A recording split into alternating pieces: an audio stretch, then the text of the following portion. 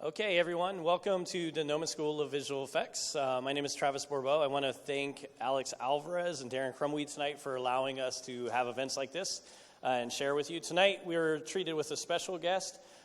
He visited Gnomon in 2009 from Brazil for one of our workshop live presentations. However, I think I know Glauco more from seeing his face around here for the past probably 3 or 4 months. I tend to pay attention to those people that are not Gnomon students that come to all the events because I want to know who they are, right? He's a traditionally trained artist that's worked under some amazing talent in Brazil. If any of you are familiar with Alex Oliver, amazing traditional sculptor, one of the best that I've ever met. Anybody that's studying or training with him is going to turn out at least fairly amazing. And I think Glauco fits that mold perfectly. He's someone that's working in clay with a strong figurative background, as well as being able to pull that into the digital realm. And I think that that's probably one of the things these days, as an ex-modeling supervisor, that I look for most is somebody that can translate real form into digital form. There's just things that you learn working with clay that if you come up training with somebody who's been in clay for years, they know a lot of tips and tricks on how to make things read for film or in games that are really relevant and important. So I think that that's an amazing skill to be able to have Glauco share tonight with us. He just joined Naughty Dog this year, so big round of applause for Glauco. It's definitely not an easy team to be able to join, so he's definitely deserving of that applause. I also want to say really quickly that this is not a Naughty Dog event tonight, so please keep your questions reserved to the presentation that's actually at hand. We're going to be giving away some prizes at the end and thanking some of the people that have donated those prizes for us. We're going to take a short break. If you're watching online, it's #Gnomon for Twitter, and we want to hear your questions there as well. We'll be keeping an eye on that and looking forward to that. Without further ado, I want to hand it over to Glauco and let him get on with his amazing presentation. And one more big round of applause.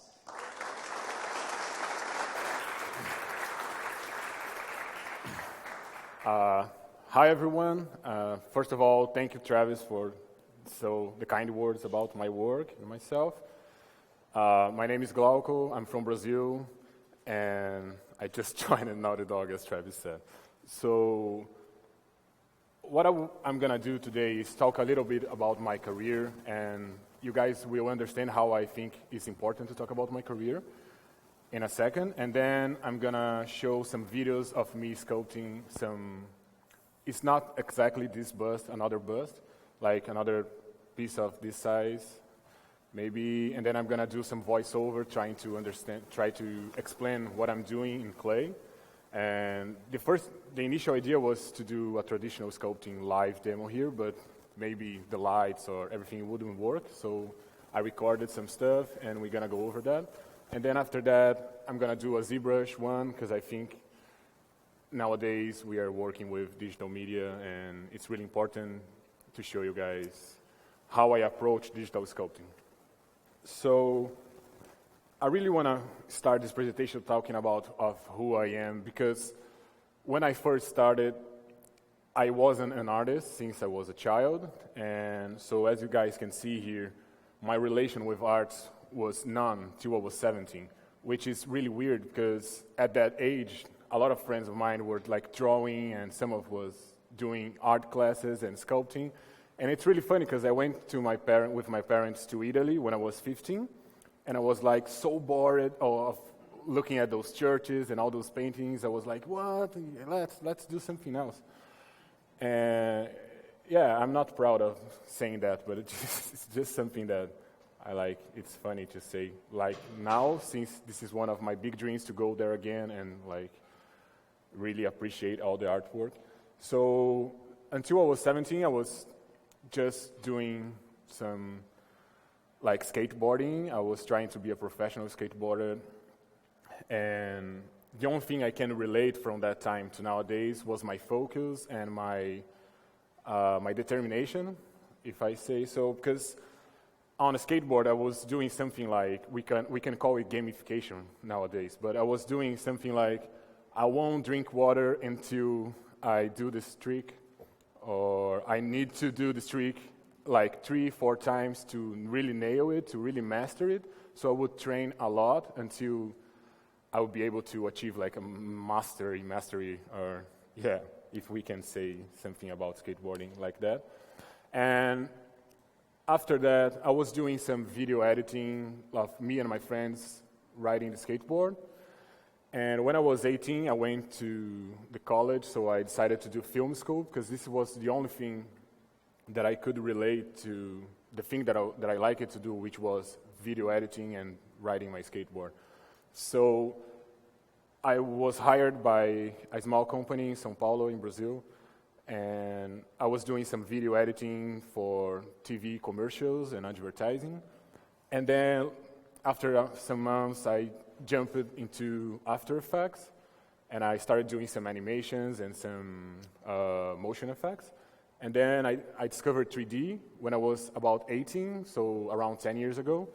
And I was like, oh, 3D Max, this is so cool. I can model stuff, and this is how Pixar do those movies and how they animate. Everything was completely new to me.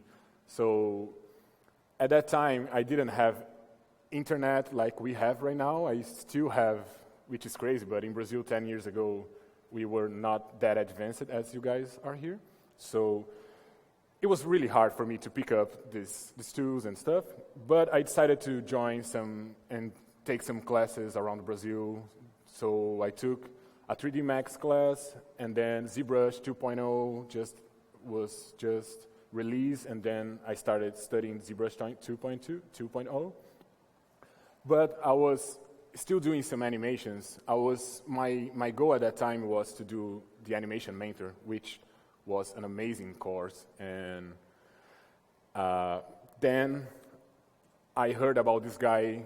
We have just moved to São Paulo, which called Alex Oliver. You guys probably know him. And he was doing a traditional sculpting demo, something pretty similar to what I'm doing here. He was talking about his career, and he was showing some piece, and he did a ZBrush demo. And I was like, Jesus, this is so cool. So modeling became like my priority at that time. But like I said, since I wasn't an artist since I was a child, that was something really weird for me because I didn't know that I could do it as well. But at the end of the presentation, Alex discussed a lot about talent and how if you study something, you can be really good at it. So I got convinced that if I studied, I could achieve a really good level of proficiency. And I decided to migrate to sculpting and modeling. So I joined at that time an atelier called Fragata, and one of these guys is really famous, which is Raf Grassetti, like with the long dreads. And at that time, we were sculpting almost every day. We were studying anatomy, and I was doing freelance, like 3D freelance. He was doing 3D freelance. All the other guys, Biel, Pichotti, and Cesar, they were doing freelance as well, but we would go to this atelier at night and study anatomy and sculpt and discuss ZBrush and discuss like new 3D techniques. And this was really valuable for my career. And then I knew that I needed to come to the US because all the best guys were here. Alex Oliver got hired by Blizzard at that time, so he joined Blizzard. He was living here, and I was saving money for all the freelance that I was doing to do this big trip, which was, I didn't talk English at that time. I still don't talk that yeah. But you guys can understand what I'm talking, right? So it's not a big deal. But I didn't talk English at that time, but I knew that I wanted to come here. And I knew that this was something I needed to see with my eyes, like what these guys were doing.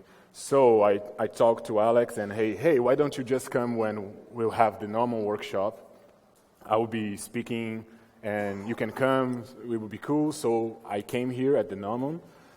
It was truly like a mark in my career, because after that, I knew that I needed to come to the U.S., and I knew that I needed to study much more than I was studying, because I got to meet a lot of people, a lot of talented people, and it was something mind-blowing.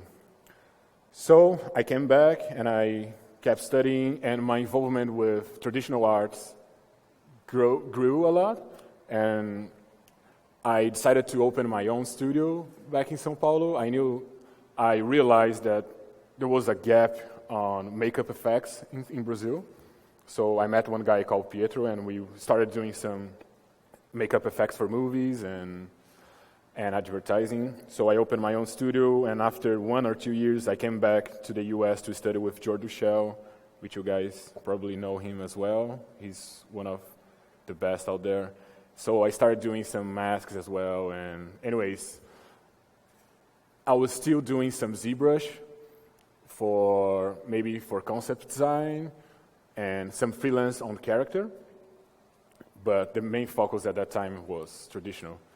And in 2013, I decided to come back to the US again, and I did some tour around the studios. So I visited a bunch of studios around here, make traditional, like practical effects and game studios as well.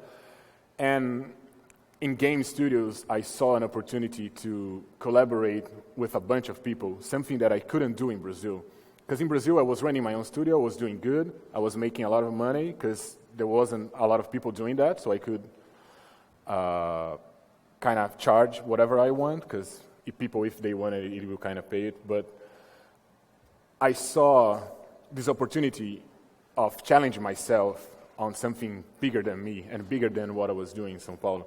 So I decided to migrate again. It was a really crazy move, so my wife was like, really, do you want to do that? Like, close your studio and like shut down everything you're doing and all my parents and all my friends, but I knew that this was something that I wanted to do. So they supported me as well, and thank you to my wife and for everything. So, yeah. And thank to my parents as well. They are watching. They said they will watch from Brazil. So I came back to Brazil, shut down my studio, stopped replying emails about work, and started studying and building my portfolio, my 3D portfolio, focus on games and like realistic characters, because Naughty Dog was one of the top companies that I wanted to work for. So basically, I spent the whole year focusing on stuff that I knew that Naughty Dog would like to see. And then I got hired by Naughty Dog, and here I am, and I'm really proud of what I've been doing. Regarding my art, I'm still studying a lot, of course. I still see a lot of room for improvement, but it's a really big honor to be here speaking with you, and I just want to show a few of my traditional artwork. So this is kind of some sketches, life-size sketches that I do from time to time. Of course, that one is not life-size, but the others are. And I started studying working with silicon, so this is where my prime, like my first and second and third study. Still a long way to go, but we can achieve really nice results with silicon. Some makeup effects that I did in Brazil. At that time that I was studying makeup effects, I knew that I needed to study with the best, so I joined the Dick Smith course. So if you are interested in doing makeup effects, I really think this is one of the best options out there if you cannot afford studying around LA. And some other pieces that I was doing. And so a lot of people ask me about materials. And basically, in Brazil, we don't have wet clay, so I was working with water-based clay, which is almost the same, just wet clay has some glycerin, right? John, right? Is that right? Yeah, I love your work, man. So wet clay has some glycerin, which makes it's harder to dry, so it takes more time to dry out. And for these small pieces, like this one, not small, but this kind of piece, and the smaller one, usually I work with oil-based clay, which is like the most famous is Chavant, so I use NSP medium Chavant. And nowadays I've been using a lot of monster clay as well. So monster clay, this is monster clay. Monster clay has it's a little bit waxy, more waxy. So yeah, anyways, it's my preference choice. I'm gonna show you a video of really basic techniques that I use to work on my pieces. Oh, and for one-of-a-kind pieces, I work with Sculpting. the firm and the pink one. I want to show you this video and do some voiceover on it, since we cannot do it here. Feel free to drop me any questions anytime as well. And so this is me. All right. So this is, whoops. These are the tools that I use. It's nothing fancy. It's just some loop tools, some rake tools, and some spatulas. And sometimes I use some brushes to kind of go over the surface and refine it a little bit more and kind of make it smooth.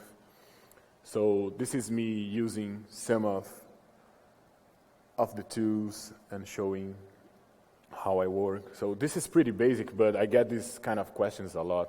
What does the loop tool do? It just carves, so it's not a big deal, like, but I just wanted to kind of show. You guys can download this video; it's free on my website too. So this is the spatula, one of like wood spatula. So it's one of my favorites. So you can carve and you can like draw and you can kind of go over the surface and feel the surface. And this is one thing that we will discuss today, like feeling the surface and going around the form and kind of refining the secondary forms.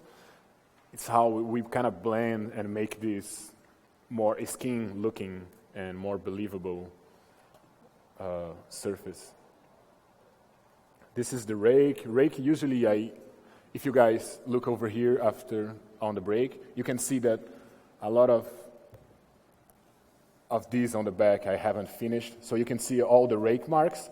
So when I have like a big surface and I want to kind of refine the overall shape, I would use the rake to kind of go over the surface and kind of feeling the surface and refining and sculpting it.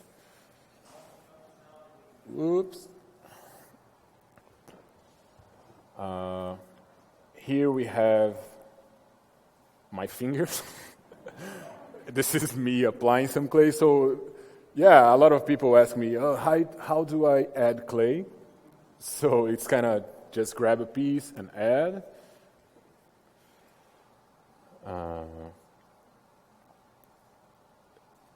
Usually I work mostly of the time with my hands.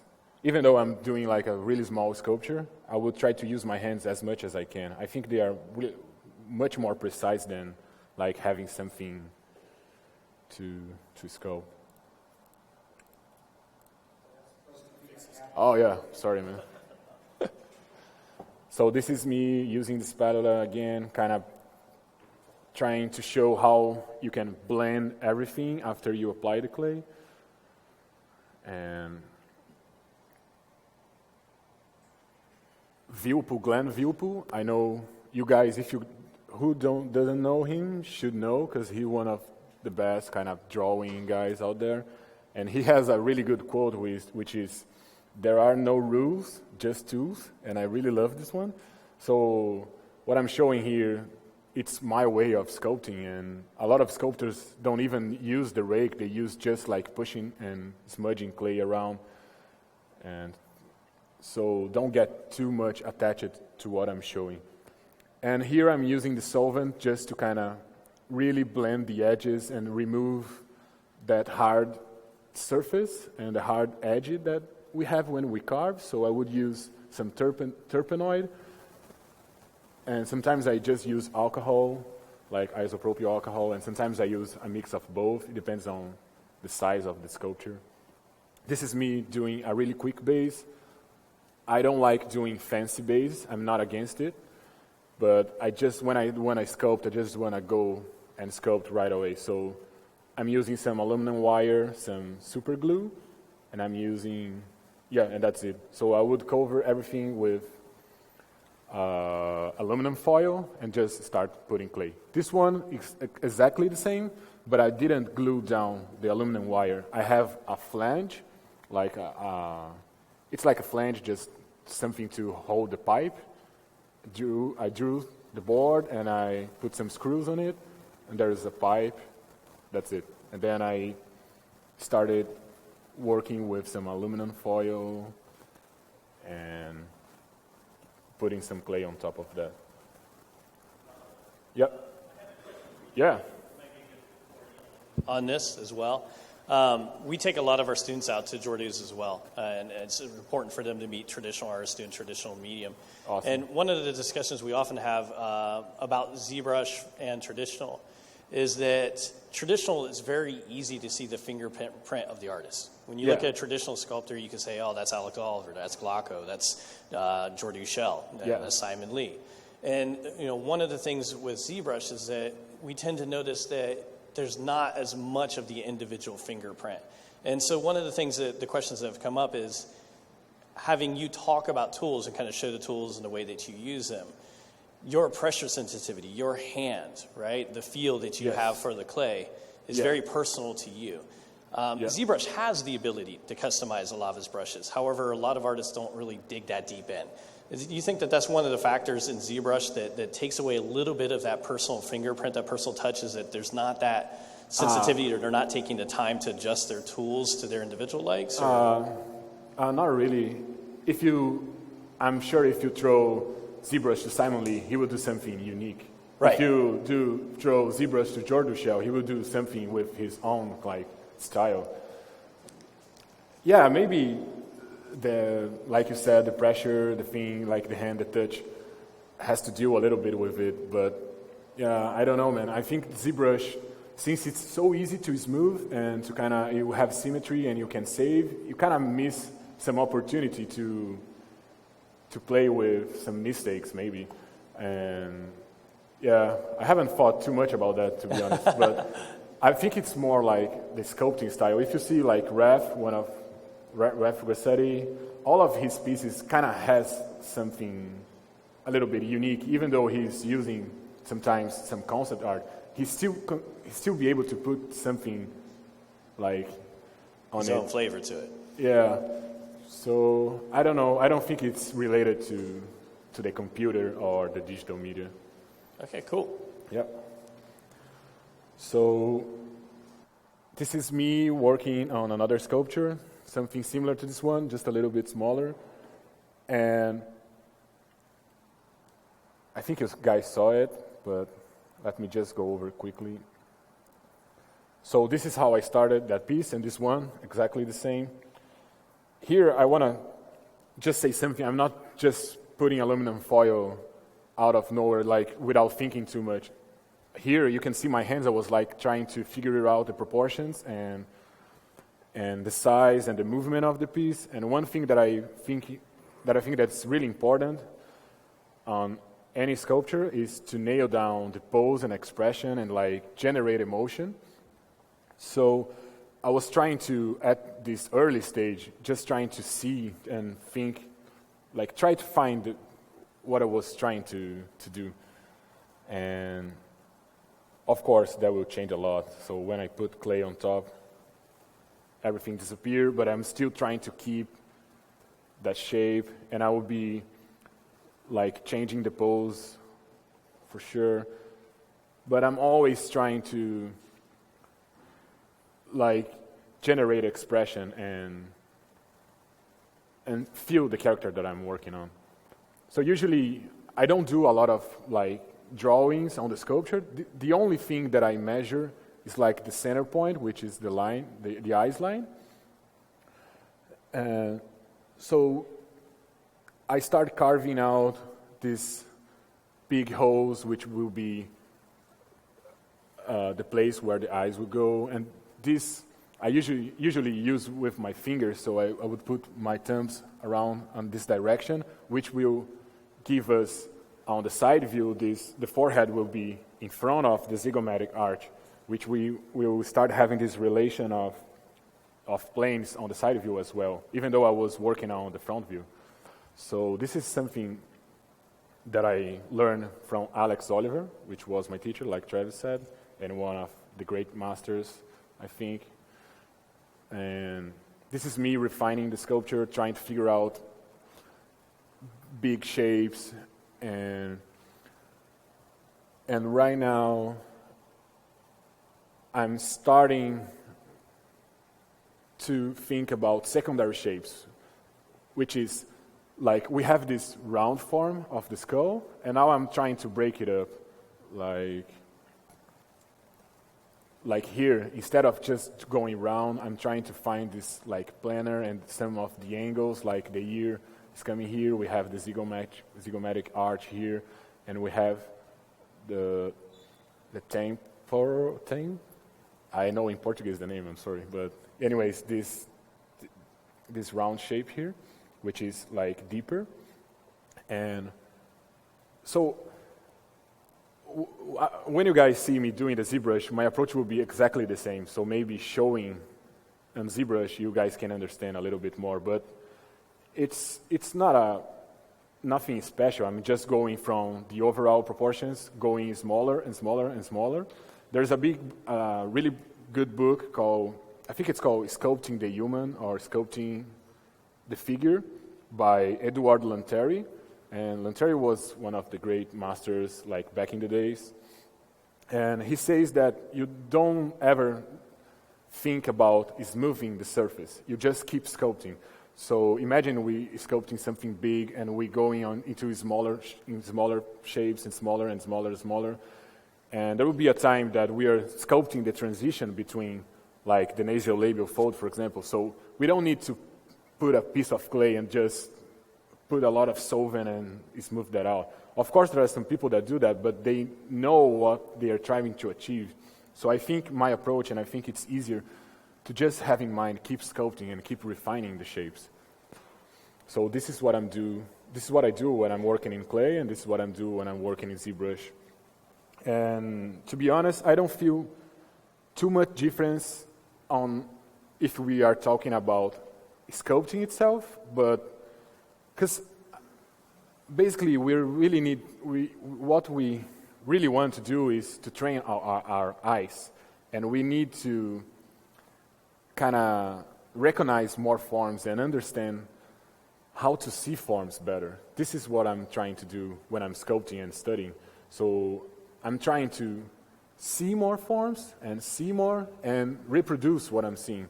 So as long as I study, as more I study, the more I can feel secondary shapes and small transitions better.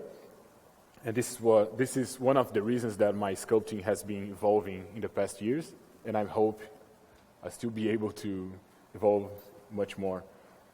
So this is me. You can see that the rough stage and the rough looking is because I'm still refining the shapes.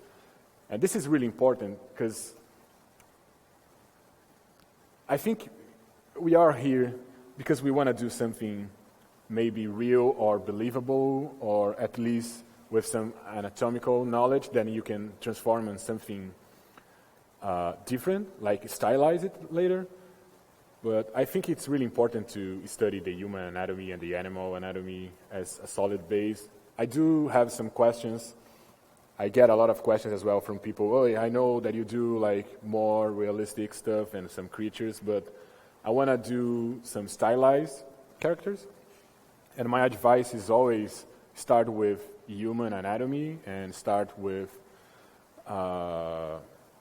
even though if you want to do creatures, start studying like animals and stuff, because they will help you bring some reality to your own creations later.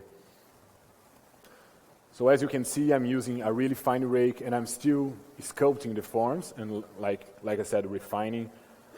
So one technique that I use, for example, on this small curve and shape here, if I want to enhance that area or make it pop a little bit more, what I can do is I can put a little bit of clay to kind of make it like pop out, stand out a little bit more, or I can make a line, carve a line like I'm doing at the forehead, and then I go over it and re-sculpt and refine, so we will have like a depression of the form, and then when I go over, I kind of smooth everything, and we're going to feel this like rounded surface.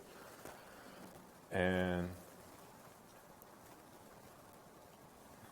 so one thing that is really important that a lot of people don't think too much about it when we talk about and discuss about anatomy usually we say anatomy and we just think about muscles, and muscles are important, of course, but there are some other things that I think it's a little bit more important than muscles at the first moment, which are bones. And the bone structure, it's what really reveals the form. So if you guys study forensic sculptors, which can grab a skull of a dead guy and kind of try to simulate what the guy would look like, they will do that on top of the skull form, the skull shape, right? So, of course, the muscles and the fat will play a huge role on that as well, but what gives the form is the muscles. It's the skull.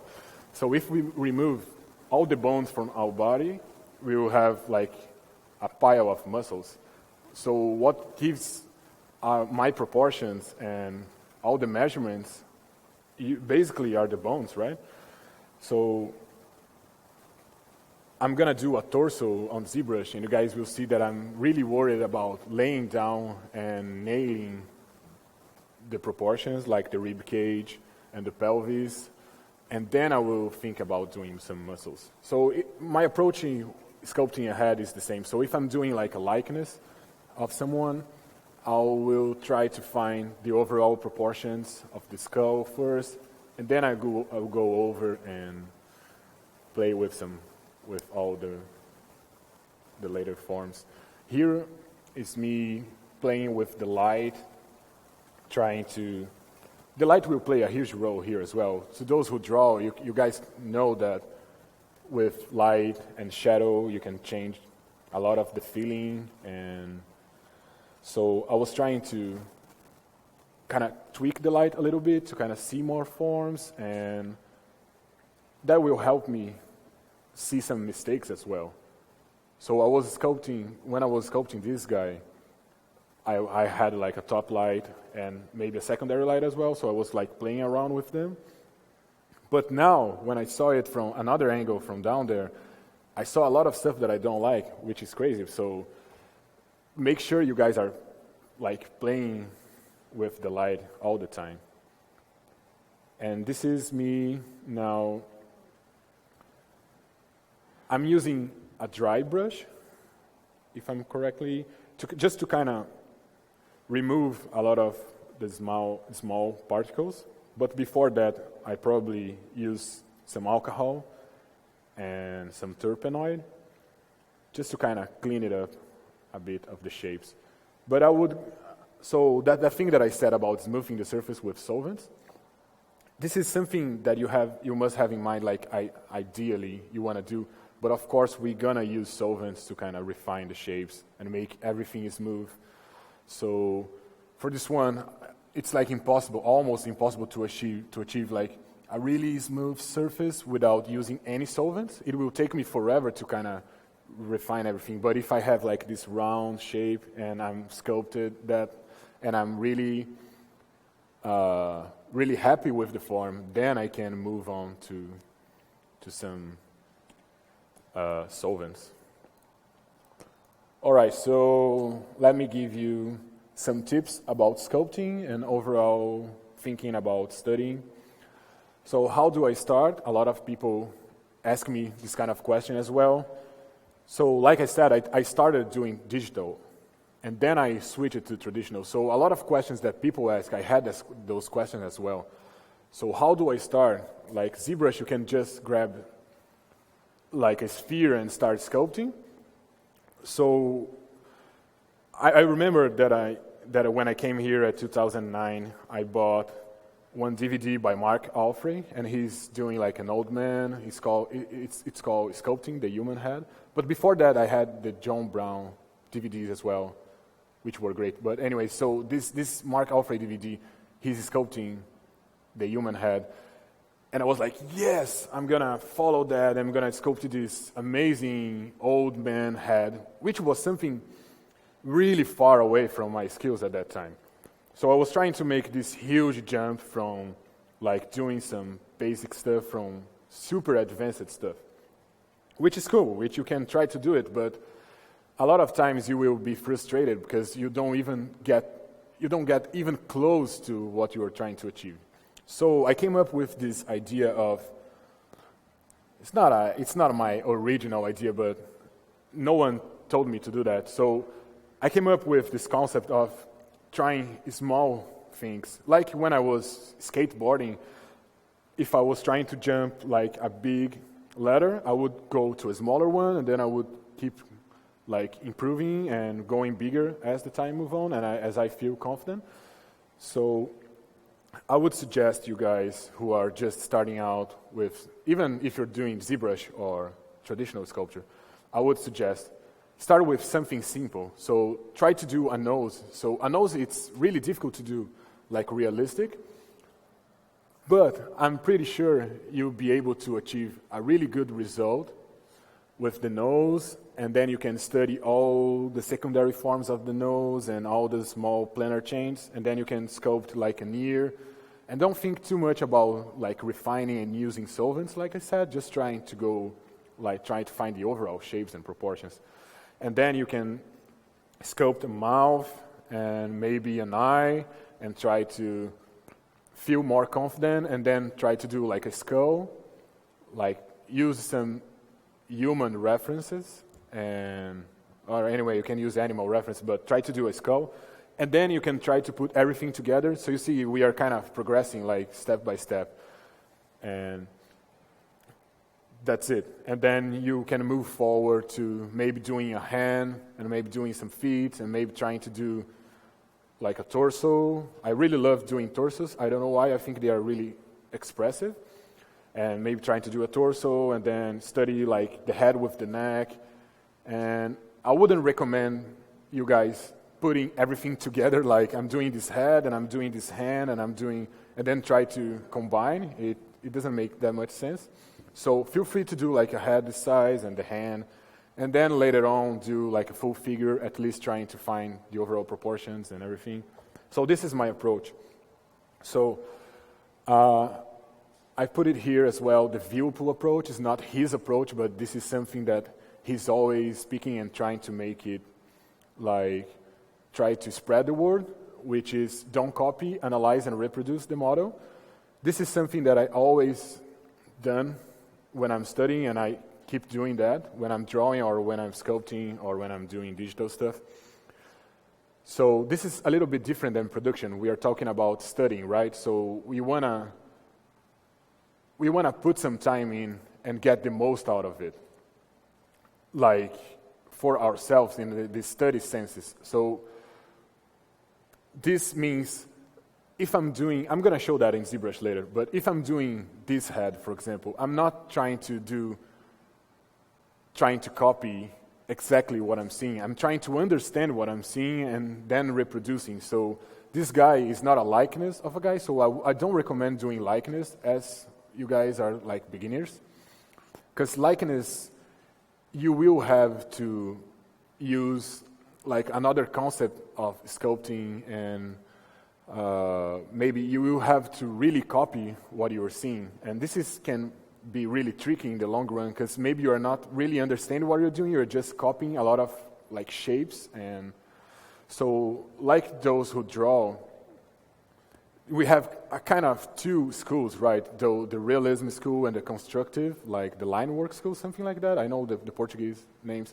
But it's like the one, I'm just copying the shape. It doesn't matter if it's like a head, or this is a torso, or this is like a monitor. It doesn't matter.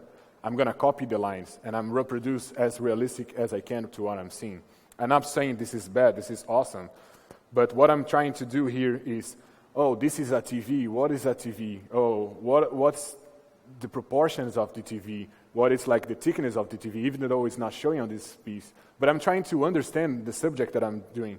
And then I'm going to reproduce it. So if I want to tweak it a little bit, I can do it because I know what I'm sculpting, I know what I'm drawing. So this is like the Whirlpool approach. So he says that if he has a live model here, he would analyze the model and use that knowledge to do. Maybe will look pretty much the same, but the construction is a little bit different. I think you guys can understand that, right?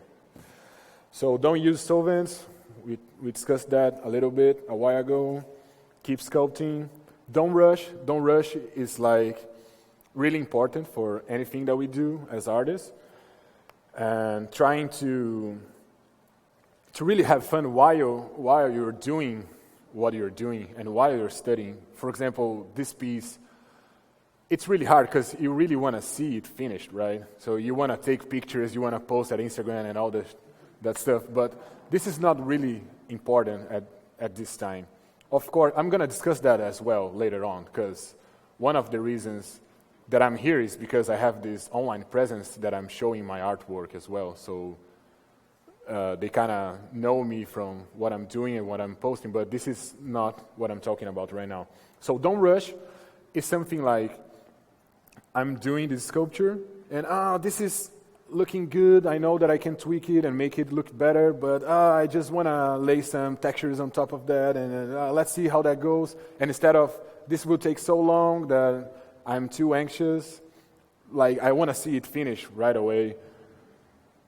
Forget about it. Don't rush. This is something that I always tell myself because I'm very anxious and I'm always trying to like do stuff quickly. So this one is for me, actually. Don't rush. And sculpt a lot. This is basic, but I do get a lot of people asking me that as well. So when I was running my own studio back in Brazil, I used to run like a mini school. So I would have like maybe 15 to 20 people a week that would teach and kind of share my knowledge. And a lot of them would say to me, hey, I want to sculpt like you, man. I want to be a sculptor. And I was like, yeah, awesome, let's do it. How can I help you? But I never sculpted before. So I was like, hey, come on, just start sculpting. What are we waiting for, right?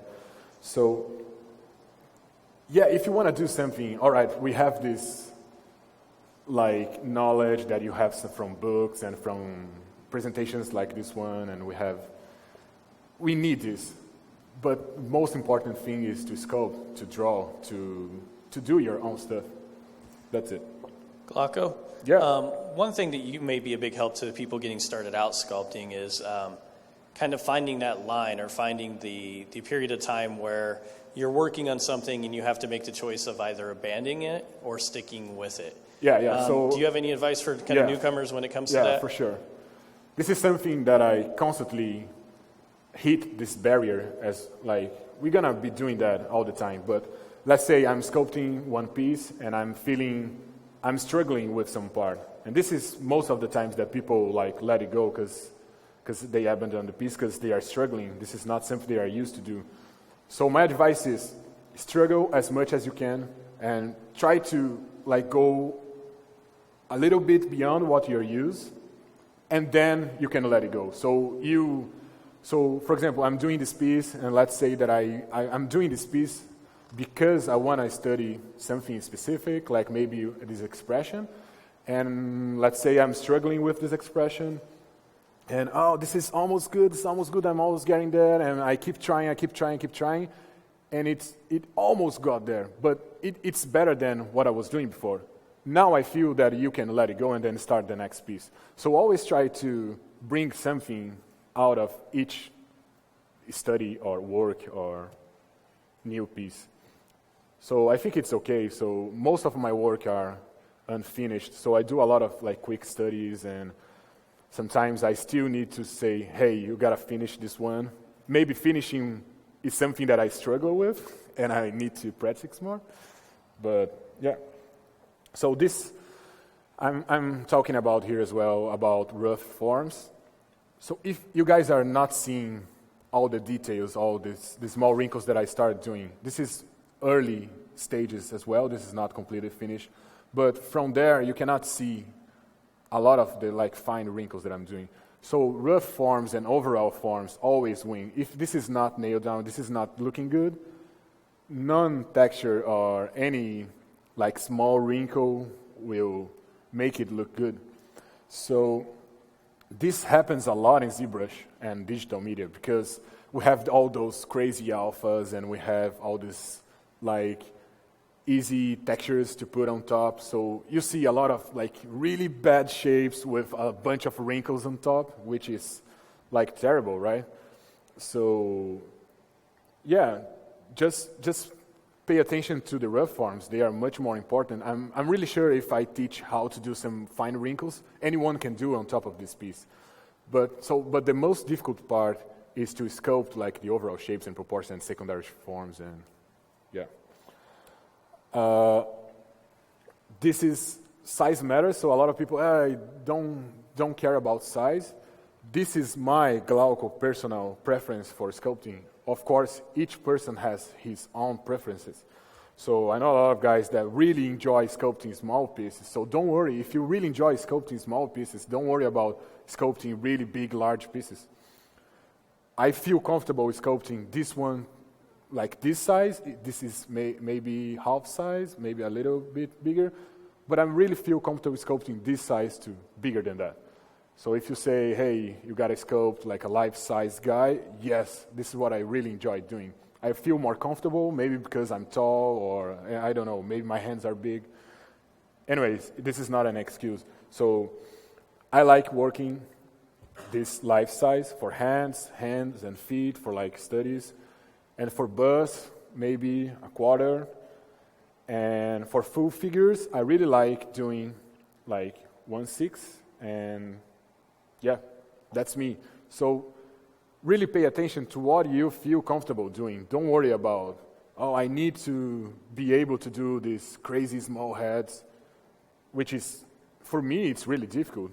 So yeah. The demo that I did already. And so we still have some time before the break. So let me go over some of the checklist and the breakdown and my procedure to sculpting. This is something that I learned watching a lot of the Vilpu lessons as well. And some other artists like Alex, they talk about that a lot. Like, you gotta have like a plan of attack. So I'm not doing this out of nowhere. I'm not like, oh yeah, this is like sculpting. I have something to follow in my mind. Maybe it's more intuitive, maybe it's not that intuitive, but this is something that I learned to think more about it when I was teaching, because a lot of people will ask me, how am I doing that? What am I thinking when I'm doing that? So I learned how to like break down the parts. So this is my checklist. So any project that I do, I go through this checklist. First of all, I study the subject. I think what I want to do. I collect a lot of references. I decide the pose and the action and the expression, what I'm trying to achieve, even though maybe the guy is like standing there. I want it to feel something. I don't want it to be like bland, like without expression. And like always, I'm always trying to generate emotion. Even if I'm not showing this to anyone, I want to feel something when I'm sculpting, and I want to try to feel, maybe you guys are feeling something when you're seeing this one as well. And I don't go too deep about it, to be honest. I don't like, oh, people will see this one and will think about life, and so I'm being honest. This is not what I'm talking about. I'm just like, so, all right. I've been telling you the same over and over, but this is really what I think. So, basic forms, I need to check that down, right? So I need to lay down all the basic forms, and I want the bone structure, the measure shapes, the proportions to be right. Don't worry if you need to change it later. You don't need to be concerned about changing that later. You guys will see, I recorded a video of me doing a transpose master for those who work in ZBrush on this neck. And you will see how much fun is that. And so after the bone structure, the measure shapes, proportions are okay. Then I move forward to secondary shapes, which are maybe breaking down those shapes into a smaller piece. So another analogy that we can do is like, imagine like a big puzzle with maybe 10, 15 pieces.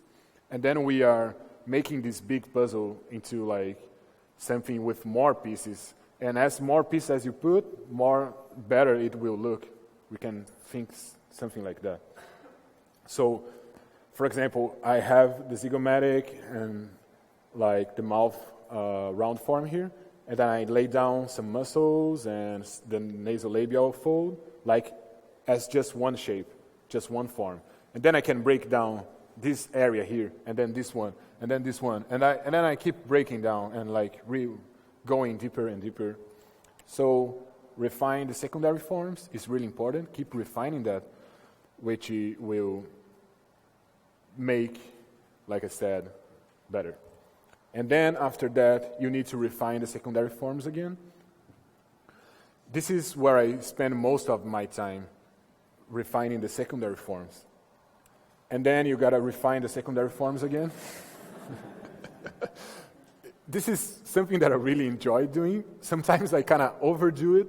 I work maybe this area. This is an area that I really like working on, this area here. There is a lot of planar changes and like muscles on top of each other. And sometimes I go over and I'm like listening to some music, thinking of something else. And when I see it's like we have no forms because I refined it that much that I got rid of all the forms. And then after everything is good to go, you can start laying down some surface details. Like, so this is where I stopped this piece. I started putting some wrinkles and like some fine marks, like laying down these forms. Then I would go over and keep refining these forms and making it look softer, because this is a little bit harsh yet, but yeah, so we have some like really small vein here and starting thinking about, because this is something that when we are on the basic forms check mark, we are not paying attention to veins, right? So I don't want to see veins. I want to see as less form as I want to. So, all right, that's it. I think we can take a break right now, because after that I'm going to discuss a little